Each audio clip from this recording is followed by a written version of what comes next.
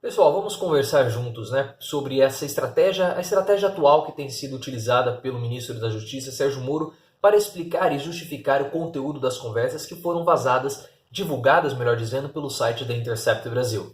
No começo, quando nós tivemos os primeiros vazamentos, Sérgio Moro adotou a estratégia de falar que aquele conteúdo não tinha absolutamente nada demais, ou seja, não negando no primeiro momento que aquelas mensagens eram dele.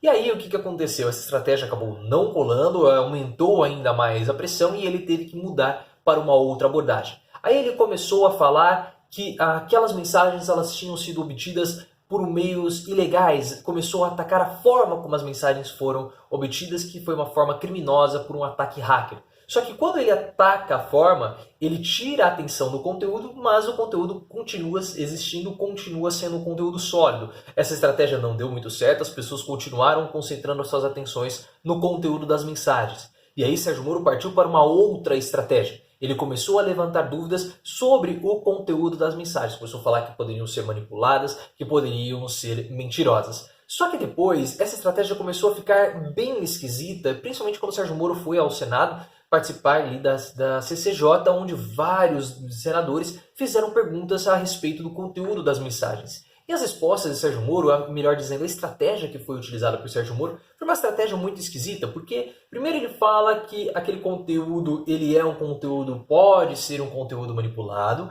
mas ao mesmo tempo ele fala que pode ser dele também, e todos ali tratam aquelas mensagens como se elas fossem verdadeiras, mesmo todo mundo ali levantando dúvidas a respeito da veracidade daquela situação. Uma coisa muito esquisita, né? Porque ele parece que ele fica sambando e não toma uma decisão. Ele fala assim, não, se essas mensagens, se forem verdadeiras, se eu tiver dito isso, e se eu lembrar, pode ser verdade. Então parece é uma estratégia bastante confusa que levanta ainda mais suspeitas porque não é algo conclusivo. Essa hesitação do Sérgio Moro em cravar que são falsas, em falar que são verdadeiras, acaba levando uma hesitação e uma desconfiança ainda maior. E recentemente nós tivemos um caso que praticamente mostra como o Sérgio Moro está confuso, está perdido em qual estratégia utilizar.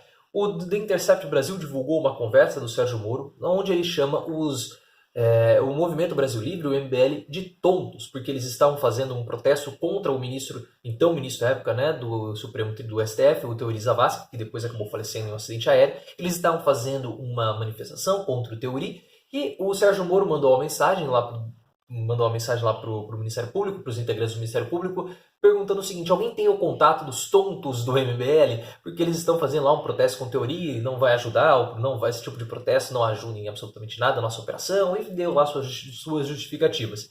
Essa conversa foi divulgada, acabou pegando muito mal para o MBL, porque mostra que o Sérgio Moro acha que eles são uns tontos, e aí o que aconteceu? O Arthur Doval, o deputado estadual pelo Democratas por São Paulo, ele, que é o Mamãe Falei, ele divulgou um áudio do Sérgio Moro, onde supostamente, um suposto áudio, porque com o Sérgio Moro é tudo suposto áudio, supostas mensagens, com ele é tudo suposto, nunca quer nada cravado. E nesse suposto áudio, temos que colocar assim, o Sérgio Moro, ele pede escusas para o MBL por conta da palavra. E aí o áudio é um deleite, porque ele começa assim: não, porque essas mensagens, se forem verdade, se eu mesmo falei, eu não me lembro de ter falado isso, eu peço escusas para vocês por por ter usado essa palavra, mas essas mensagens obtidas de meio ilegal, se forem verdades, então ele continua usando toda essa retórica, que é uma retórica muito frágil de dizer de pedir desculpas por algo que ele está falando que é mentira. E isso é esquisito.